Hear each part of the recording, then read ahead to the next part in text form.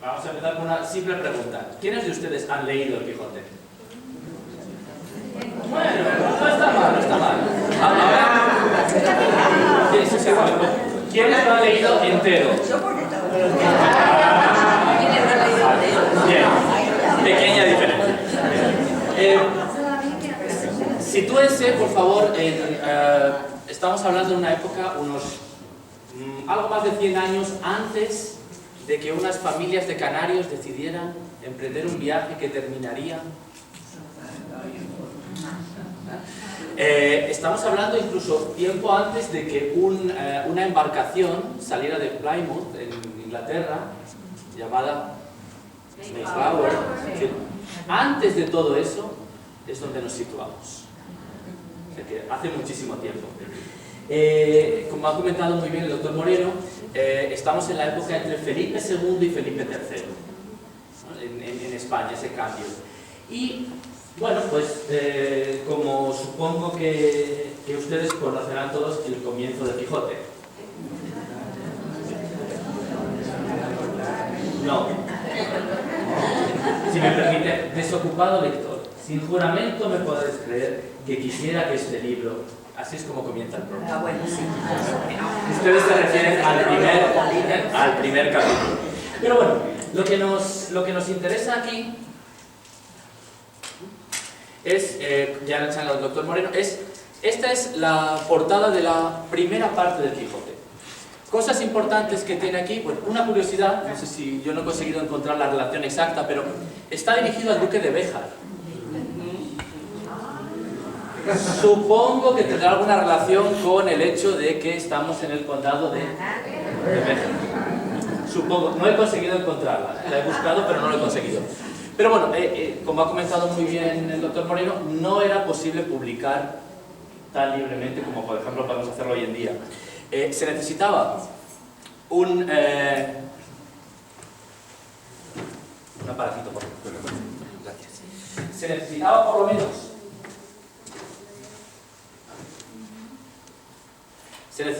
el sello de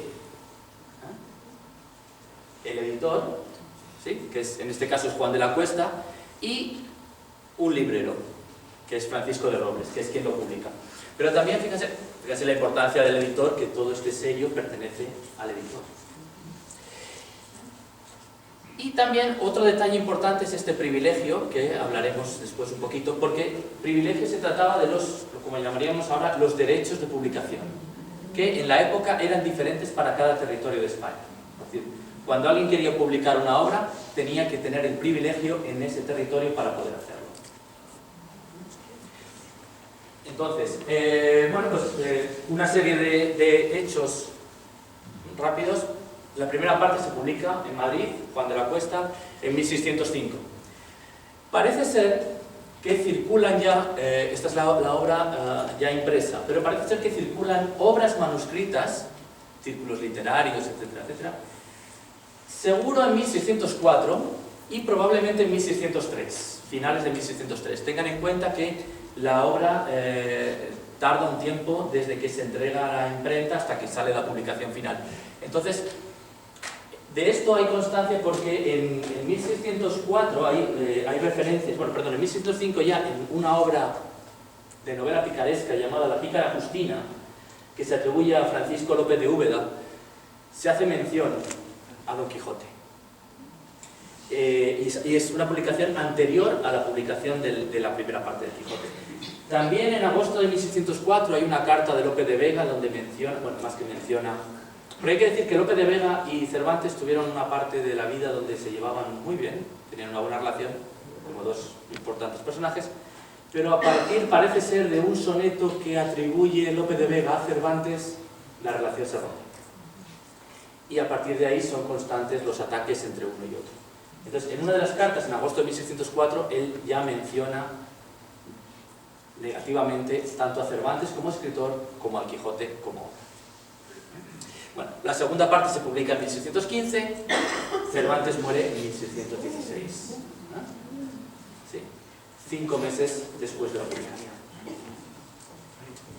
Bueno, hay alguna otra referencia, entonces por eso les digo que probablemente la obra ya era conocida antes de su publicación, al menos en los círculos literarios. Y probablemente mucha gente tenía conocimiento de esa obra. De hecho, hay muchos estudios que dicen que, según probablemente en el capítulo 48, hace menciones a Lope de Vega, que son respuestas a una obra de Lope de Vega, que se supone que para haber atacado tenía que haber leído primero la obra. Es decir, que hay todo un círculo ahí de ataques y contraataques a través de las obras muy importante. Bueno, la obra tiene un éxito inmediato. Ya les digo que probablemente era conocida antes de la propia publicación en sí impresa. Hay una segunda edición en Madrid el mismo año. Fíjense, estamos hablando de hace 400 años. Ese mismo año hay una edición en Lisboa y otra en Valencia, con los diferentes privilegios que cada una podía tener para su publicación. En 1607, en Bruselas, como ha dicho el doctor Moreno, pertenecía a la corona española, se publica otra edición. Parece ser que hay también alguna edición que llaman pirata. No está muy comprobado, ya ven que lo de la piratería no es nada nuevo. Y incluso hay una tercera edición, estamos hablando solo de la primera parte, en Madrid en 1608. Es decir, que en 3 años hay al menos 6 ediciones del libro. La primera impresión de las dos partes juntas se produce en Barcelona en 1617. Es decir, 2 años después de la publicación de la segunda parte. Aquí tienen algo que también le da mucho realce, como ha dicho muy bien el doctor Moreno, y esta es la primera traducción del Quijote al inglés. Si se fijan aquí verán que el año es 1612. Es Thomas Sheldon quien se encarga de hacer esta traducción, bastante libre en contenido, pues por desconocimiento de la lengua, con erratas, pero pasan 7 años desde que se publica la primera parte hasta que se traduce al inglés. En 1614, es decir, 2 años después, sale la primera publicación de la primera parte en francés, de César Audin. En 1618, la segunda parte de François de Rosset. En 1622, esta es la portada en italiano, ven aquí la fecha, en 1622 sale publicada la traducción al italiano. En 1648 al alemán. Es decir, que en un plazo de aproximadamente 30 años se publican en distintos idiomas. Y estos son los idiomas que básicamente había en Europa como lenguas importantes. Luego hay una traducción en 1657 al neerlandés, etc. Y las traducciones ahora es la segunda obra literaria más traducida después de la Biblia. Sí, está traducida a numerosos idiomas y estamos hablando, fíjense, en el siglo XVII. Había ya traducciones a diferentes lenguas. Luego, muchas traducciones a lenguas más minoritarias se hicieron a partir de copias en francés, que era la lengua diplomática de la época, al italiano. Luego veremos influencia en muchos escritores. Como ya ha desvelado el doctor Moreno también, pues hubo 2 segundas partes. La primera segunda parte, como llaman algunos autores, es la de Avellaneda, que ha comentado antes. No se sabe quién es este Alonso Fernández de Avellaneda. Hay unas teorías que dicen que era un poeta del siglo de oro llamado Pedro Miñán de Riaza. Hay otras que citan a Jerónimo de Pasamonte, que es uno de los personajes de la obra, Ginés de Pasamonte, del Quijote, que fue también un antiguo soldado que participó en Lepanto y en otras campañas militares con Cervantes y que publicó una obra sobre sus hazañas militares. Parece ser que Cervantes la tomó como modelo para atacar en cierto sentido a este personaje. Lo que sí parece probable es que eran seguidores de Lope de Vega, lo cual contribuía a esa animadversión entre uno y otro. Entonces se publica en 1614 esa parte, se conoce como el Quijote de Avellaneda, y bueno, y esta es la portada que ya han visto. Se publicó en Tarragona, con licencia, es decir, que era una publicación. ¿Y por qué es importante esta obra? Primero porque aceleró que Cervantes concluyera la segunda parte. Si recuerdan, la publicó en 1615 y falleció 5 meses después de la publicación. O sea que si tenemos la segunda parte probablemente es en parte porque Avellaneda decidió, vamos a llamarla Avellaneda hasta que sepamos quién es, decidió pues hacer una obra. Pero es que esa obra también hizo que para debatir, rebatir, argumentar, contraargumentar, Cervantes incluyó muchísimas referencias a la obra de Avellaneda. Incluso parece ser que se ha leído la segunda parte y recuerdan, Don Quijote y Sancho van a unas justas a Barcelona. Parece ser que eso es una modificación de la idea inicial que tenía, modificada por Avellaneda, de que iba a las justas a Zaragoza. También se le atribuye al autor cierto, digamos, origen aragonés, con lo cual podría ayudar a que ese cambio se produjera por esas razones. Y bueno, aunque hay, ya hemos dicho de Avellaneda, hay imitaciones, continuaciones de numerosas obras, de la mayoría de las obras de la época, de la Celestina, Guzmán de Alfarache, de Lazarillo de Tormes, pero probablemente ninguna tiene la importancia que tiene Avellaneda para la segunda parte del Quijote. Como un ejemplo de ello, recoge la historia de Álvaro de Tarfe, un caballero granadino de origen morisco, que aparece en el Quijote de Avellaneda y que Cervantes retoma en su segunda parte.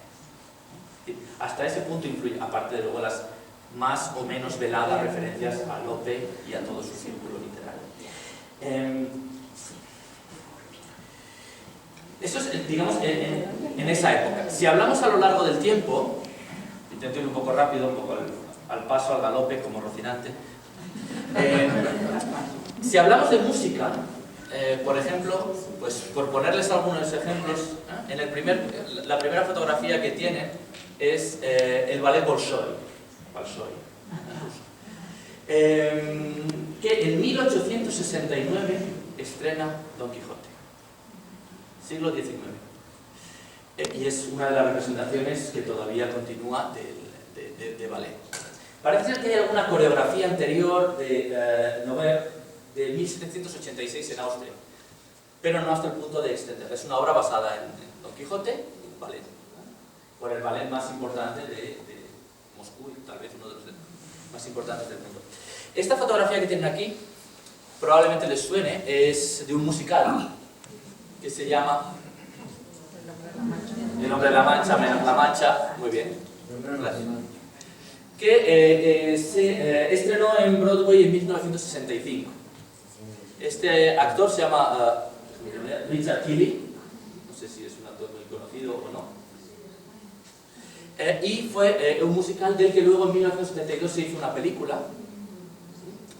con Peter O'Toole y Sofía Loren en los papeles principales, y de que para los españoles la referencia es El hombre de la Mancha con la pareja Paloma San Basilio y José Sacristán. Sí. He puesto distintas opciones. Aquí tienen un grupo de rock, se llama Mago de Oz, que hizo una ópera rock llamada La leyenda de la Mancha. El disco completo está basado en Cervantes y el Quijote. Luego, para los actos de conmemoración del cuarto centenario de la publicación de la primera parte del Quijote, se hizo un recopilatorio de música hip hop española. Y bueno, a este señor supongo que lo conocen, que tiene un éxito también llamado Quijote. Es decir, las referencias a lo largo de la música, a lo largo de la historia de la música son enormes, desde música clásica, Ravel, Strauss, Salieri. Salieri en 1771 ya tiene una obra dedicada a Quijote, el ballet Bolshoi, El hombre de la Mancha, hip hop. Hay un grupo de rock español de los años 70 que se llama Asfalto, no sé si alguien lo conoce, que tiene una canción llamada Rocinante. Todo el mundo habla de Quijote, Sancho Panza, pero pobre Rocinante no. Entonces me pareció curioso y pues, por lo menos es una canción muy bonita, yo la he escuchado y la letra es muy bonita. Bueno, Mago de Oz, Coldplay también tiene una canción Don Quijote, Julio Iglesias, y un cantante country que yo no sé si es conocido o no, de origen canadiense, que se llama Gordon Lightfoot, que tiene un disco que se llama Don Quijote y una canción, la primera del disco, que se llama Don Quijote. No les pongo toda la relación de discos y música a lo largo del mundo porque es inmensa. Hay grupos, incluso coreanos, que tienen música sobre Don Quijote. En la pintura, bueno, pues esta es la primera representación pictórica que se conoce de Don Quijote y de Sancho.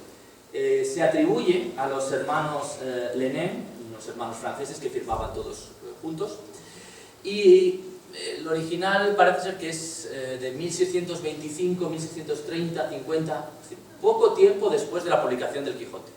Y recoge una imagen que es cómo nos imaginamos a Don Quijote y a Sancho, ¿no? Lo que, si ahora lo vemos, es como lo veían entonces también, ¿no?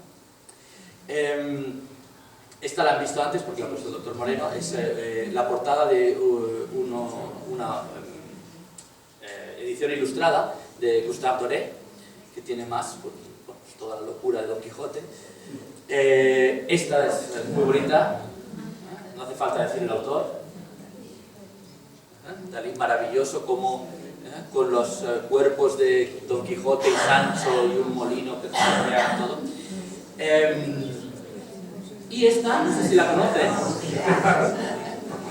esta es probablemente la más famosa representación y con, no quiero decir 4 trazos por no insultar al autor, pero con una sencillez infinita es capaz de recogerlo. Aquí tienen el nombre del autor por si alguien no lo ha entendido. Pablo Picasso.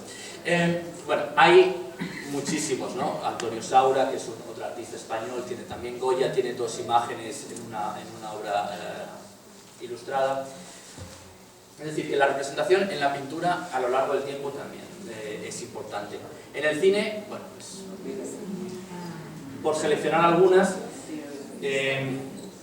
esta primera que tienen aquí a la izquierda, esto es de George Wilhelm Pabst, de 1933, y es la primera película de cine sonoro sobre el Quijote. Parece ser que antes hay incluso escenas desde 1898, pero la primera película de cine ya sonoro, no mudo, es de 1933, y aquí tienen a un tenor de origen ruso, Fyodor Chaliapin, que hace Don Quijote. 1933, si les sirve el dato, en diciembre de 1934 se estrenó en Estados Unidos. La segunda que tienen aquí es una miniserie de televisión española fantástica con Fernando Rey y Alfredo Landa en los papeles de Don Quijote y Sancho y un elenco de actores de lo mejor de la época, dirigida por Manuel Gutiérrez Aragón. Esta tercera de aquí, ¿no?, es Fernando Fernán Gómez con Mario Moreno como Sancho Panza, y es una obra de 1973 dirigida por Roberto Gabaldón, ¿no?, director de cine mexicano. Y aquí tienen una obra que, bueno, más polémica por el tiempo que tardó o no tardó en completarse, que es de Orson Welles, con Francisco Regueira en el papel principal de Don Quijote, que tardó muchísimos años en... Parece que en 1992, muchos años después de la muerte de Orson Welles, pudo publicarse, aunque lo llaman en muchos sitios un proyecto inconcluso. Bueno, lista de películas en todos los países del mundo sobre Don Quijote, en todos. He puesto algunos, pero por poner un ejemplo. Todos. Incluso China en 2010 tenía una película sobre Don Quijote. No voy a leer el título porque no procede. Bueno, si hablamos de escultura, fíjense, supongo que reconocerán esta escultura en Madrid de Rafael Martínez Zapatero, 1929, está en la Plaza de España en Madrid, representa a Don Quijote, Sancho, Cervantes, bueno, por aquí está Dulcinea, tiene una simbología, es una, creo que son como 60 metros o algo así, si no me equivoco. Esta segunda está en La Habana, es de Sergio Martínez y es de finales de los años 70. Y esta tercera, ¿no?, según he encontrado, está en Guanajuato, que tienen un museo dedicado a Cervantes, una plaza Cervantes con algo muy interesante. Bueno, supongo que muchos de ustedes habrán estado allí. Y esto es solo una pequeña idea de la cantidad de esculturas que hay, no se pueden hacer ustedes a la idea, en el mundo entero. Por ponerles algún ejemplo, no sé si conocerán alguna de estas. Estas 4 están en Estados Unidos. La primera es fantástica, es Don Quijote y Sancho postrados ante Miguel de Cervantes y se encuentra en el Golden Gate Park de San Francisco. Así que si van a San Francisco ya tienen otro motivo para visitar el parque. Es de Joe Mora y es de 1916. Esta segunda, aunque no parece una barriada de España, pero es una obra cedida por la población, la localidad de Ciudad Real en 1997 y se encuentra en un barrio periférico de Filadelfia. Parece ser que era una idea para revitalizar el barrio porque tenía una gran población de origen puertorriqueño. Entonces, bueno, pero ha quedado... Hay otras fotografías, aquí está, hay otras donde se le ve enfrente de, parece ser que es un gran centro comercial, casi contra luchar contra los nuevos tiempos. Esta tercera está en un pequeño lago en Scottsdale, en Arizona, y es de Alan Wright. Y la última es de una escultura de Don Quijote y Sancho Panza, que se encuentra en Brook Green Gardens en South Carolina. Y es de Anna Hyatt Huntington. No sé si tiene alguna relación con la familia de los hoteles. Pero, entonces, era por elegir algunos ejemplos de estatuas. Hay estatuas en prácticamente todos los países del mundo. Bueno, una cosa curiosa tienen en El Paso, hay se llama Museo Don Quijote. No sé si alguien ha estado. ¿No? Probablemente, sí. Lo encontré por internet. Curiosidades de buscar. Sí, y bueno, tienen en Nueva York, en Washington, en la mayoría de las grandes ciudades y pues bueno, en España ni les cuento, Alcalá, Madrid, La Mancha entera. ¿Sí? Vale. Si hablamos voy un poquito más rápido, pero si hablamos de literatura ya ni les cuento, la lista puede ser, podríamos hacer solo un ciclo de influencias. Desde Borges, Rubén Darío, García Márquez, hablando de nombres de la literatura hispanoamericana, Jane Austen, Dickens, Defoe, Jonathan Swift, de los ingleses, Mark Twain, Herman Melville, grandes referentes. Thomas Jefferson, lo he puesto, no es un grande, o sea, no es conocido como escritor, sino como otra faceta, y parece que era su obra preferida y tenía una copia, un ejemplar de 1781 de la Real Academia de la Lengua Española, que creo que ahora se encuentra en la Biblioteca del Congreso. Bueno, alemanes, rusos, de Europa Oriental, franceses, dicen de Pushkin que aprendió español para poder leer el Quijote. No sé si han leído la obra de Gogol, Almas Muertas, se la recomiendo, es fantástica, está en español, bien traducida, y es una especie de Don Quijote con otra temática, pero el personaje central es un tipo idealista, quizá un poco más aprovechado, por no decir malvado, en la historia, pero es muy interesante. Y como bueno, tienen también en la biblioteca de College Station de Texas A&M hay una buena colección de ejemplares de Quijote. Bueno, como han visto, hemos hablado de pintura, escultura, literatura, hay películas, hay dibujos animados para los niños, hay juegos de mesa sobre el Quijote. Si conocen alguna otra obra que tenga juegos de mesa. Bueno, hay uno de Shakespeare, sí, es verdad, pero hay que organizar una compañía teatral, no es lo mismo. ¿Sí? Entonces, bueno, ¿qué hace tan popular a Don Quijote? Ya hemos visto un poco la influencia en la época, a lo largo del tiempo. ¿Qué le hace tan popular? Bueno, hay muchas cosas. Si les hago esta pregunta, cada uno de ustedes me va a responder una cosa diferente, pero transmite valores universales. Tenemos la valentía, el coraje, la paciencia, el orgullo, la cortesía, el bien, el mal. Hay grandes contradicciones y contrastes, ¿no? Locura, cordura, realismo, idealismo. De hecho, se ha acuñado el término Don Quijote o Quijote para ciertas personas. Recoge numerosos refranes, dichos populares de la época, es prácticamente una enciclopedia en ese sentido.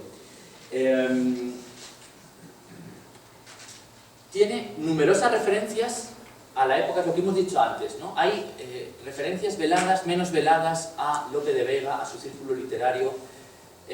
Lope de Vega hacía lo mismo en sus obras, es decir, que para la gente de la época sería lo que, bueno, Cervantes pone en boca de Don Quijote lo que quiere decir sobre Lope de Vega, por ejemplo, y es lo que llamarían algunos psicólogos el morbo social, ¿no? La gente quiere saber qué es lo que están diciendo de otra persona, ¿no? Entonces, pues es una forma de atraer también a eso que dicen, que se critica. Tengan en cuenta que no había televisión, no había programas ¿no? Estos talk show y cotilleos y demás, ¿no? Otra cosa interesante, fíjense, estamos hablando de hace 400 años, una nueva forma de narrar. Es decir, no lo narro yo, me lo cuentan. Entonces, creo un personaje, Hamed Cid Berengeli, que es el que cuenta la historia, no lo hago yo, lo hace él. ¿Sí? Entonces, si recuerdan, él encuentra a un muchacho en un mercado con un cartapacio de papeles que están escritas como él estuvo en Argel, conoce un poco la lengua árabe y entonces busca a alguien que se lo traduzca y encuentra a este señor que es el que le traduce y le va contando la historia. ¿De acuerdo? Es como no soy yo. Bueno, comienza con una referencia, vamos a llamarla misteriosa, ¿no? Lo que han dicho ustedes antes, ¿no? En algún lugar de la Mancha, que no quiero decir cuál es, pero que probablemente para la época sería realmente o medianamente conocido. Pero bueno, eso también es una forma de atraer, ¿no? Al público. Está contado desde el humor, ¿no? La perspectiva que toma Cervantes con Don Quijote siempre es desde el humor, es una cosa seria. Don Quijote es un idealista, pero siempre desde el punto de vista del humor, ¿no? Y una cosa muy importante es lo que, para la novela de la época, es este arco de transformación de los personajes. Los personajes no son lineales, es decir, los personajes evolucionan a lo largo de la novela. No es lo mismo Don Quijote al principio que al final. No les voy a contar el final, por si acaso alguien no lo ha leído, pero spoiler alert, hay un cambio, ¿no? Pero ese arco de transformación hasta entonces no se daba. Un personaje era el mismo personaje todo el tiempo. Aquí hay algunos autores que dicen que Don Quijote se sanchopandiza y que Sancho Panza se quijotiza un poco al final, ¿no? Terminan evolucionando. No es un personaje lineal, ¿no? Como en muchas obras de la época. Y es verdad que también, en este caso, la imprenta ayudó a que se difundiera. Lógicamente, antiguamente no era tan fácil, pero en el momento en que la imprenta, ya han visto que en pocos años había 6 ediciones del Quijote. Sí. Ya voy terminando. Otra cosa muy importante es la estructura. La estructura está en un viaje. Esto que ahora modernamente llamaríamos una road movie.